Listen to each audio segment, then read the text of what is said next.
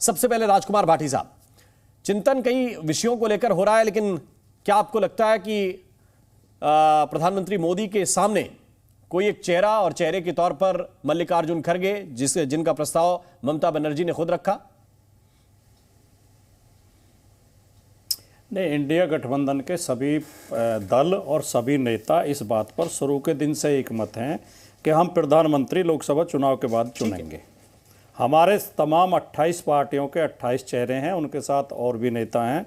हमारा एक सामूहिक नेतृत्व है और इस पचड़े में हम अभी पड़ेंगे नहीं। ये इंडिया गठबंधन की स्पष्ट लाइन है।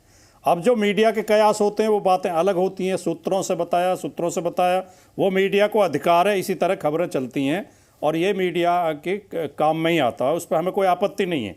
लेकिन हम केवल उस चीज़ पर चर्चा करेंगे, उस बात पर चर्चा करेंगे जो आधिकारिक तौर पे गठबंधन की ओर से कही जाएगी या ऐलान किया जाएगा। पहले कहा जा रहा था गठबंधन बनेगा ही नहीं, बन गया, 28 पार्टियां जुड़ गई, फिर उसका नाम भी तय हो गया।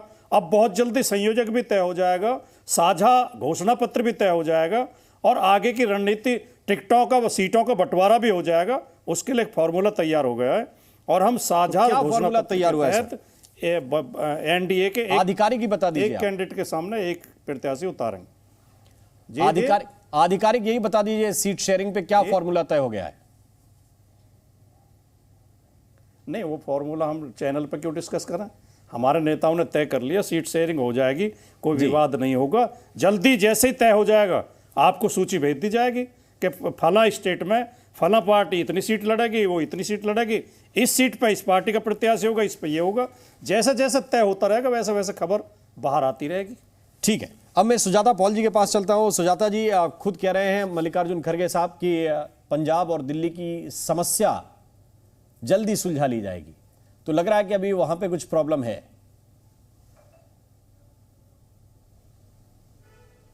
जब हम एक अलायंस बनाते हैं वो इस तरीके का अलायंस जो पूरे देश से इतने दिग्गज नेता एक साथ आते हैं, तो निश्चित तौर पे बहुत सारे चैलेंजेस होते हैं।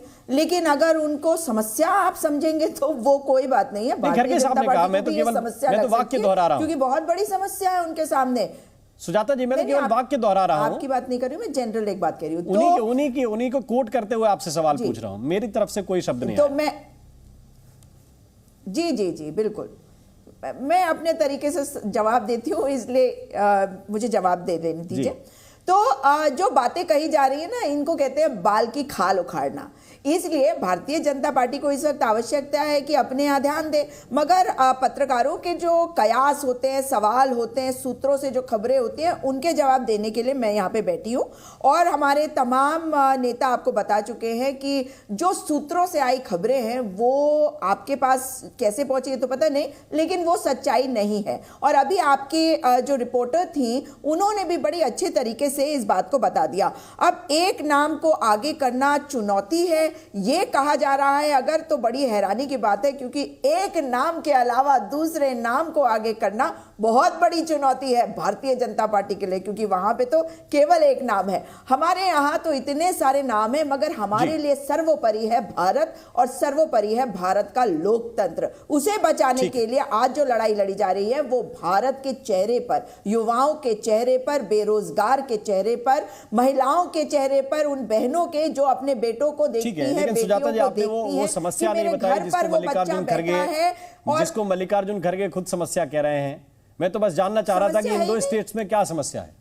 नहीं, समस्या है ही नहीं, चैलेंज नहीं, वही तो कह रही हूं। अगर आपको समस्या लग रही है तो वो सुलझ के आपके सामने आ जाएगी। जैसे ही पता चलेगा कि कहां से कौन सीट पे लड़ रहा है तो आपको पता चल जाएगा। अब हमारे यहाँ जो लड़ाई होती है ना चुनावों की, वो लड़ाई वैसी नहीं होती जैसे भाजपा की कि खून पीने की जो नौबत आ जाती है उनके यहाँ, वैसी वाली नहीं होती। ठीक है, मैं शहजाद पूनावाला के पास चलता हूँ। शहजाद पूनावाला अपना प्रतिद्वंदी समझते हैं। खड़गे साहब कह रहे थे चूंकि वो समस्या जल्दी सुलझा लेंगे, इसलिए ये सवाल था। लेकिन आपको क्या लगता है कि ये जो प्रस्ताव ममता बनर्जी ने रखा और उसके बाद अरविंद केजरीवाल ने नई बात कह दी, हमारी खबर तो दुरुस्त है कि उन्होंने कहा कि नहीं देखिए, केवल कन्वीनर के लिए नहीं, खड़गे साहब तो पीएम के लिए भी बहुत उपयुक्त हैं और एक दलित प्राइम मिनिस्टर होगा। अगर हम ऐसे कैंपेन करेंगे तो बहुत ही अच्छा हमारे हित में जाएगा, ये अंदर की बात है। आपको लगता है कि खड़गे साहब ठीक रहेंगे प्रधानमंत्री मोदी के सामने?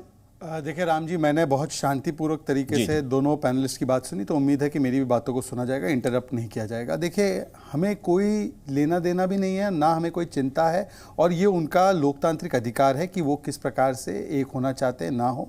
हम तो क्लियर है कि हमारे पास मिशन है, विजन है, 10वें से 30वें स्थान पर अर्थव्यवस्था को ले जाना है, 13 करोड़ लोगों को गरीबी से निकालना है, 11 करोड़ लोगों तक नल से जल पहुँचाना है, शौचालय बनाने हैं, हम लोगों को पर कैपिटा आय दुगनी करनी है। ये हमारा मिशन विजन है। दूसरे लोग अपने commission, corruption, division, ambition, disruption के साथ आए, वो उनका विवेक है, विशेष अधिकार है। परंतु दो मेरे मन में मुहावरे आ रहे हैं। एक तो ये है कि आज सोचे नीतीश बाबू की क्या स्थिति रही होगी, खाली हाथ लौट रहे पटना, तो वो कह रहे होंगे हजारों ख्वाहिशें ऐसी कि हर ख्वाहिश पर दम निकले, कितने निकले मेरे अरमान फिर भी बहुत कम निकले। और कांग्रेस क्या बोल रही होगी कि प्यास तो गजब की लगी थी, पानी भी पड़ा था परंतु उसमें जहर था, पीते तो मर जाते, न पीते तो मर जाते। ये इसलिए इससे विचित्र स्थिति है कि देखिए, कांग्रेस पार्टी ने अभी कुछ दिन पहले एक अधिकृत पोस्टर जारी किया था, राहुल गांधी सबसे आगे, नीतीश कुमार, बाकी 2-2, 3-3 बार के मुख्यमंत्री सारे पीछे, प्रथम दावेदारी राहुल गांधी की। उसके बाद क्या हुआ कि नीतीश जी की पार्टी से आवाज उभरी, ममता जी की पार्टी से आवाज उभरी, किस प्रकार से अरविंद केजरीवाल ने अपना दावेदारी ठोक दिया।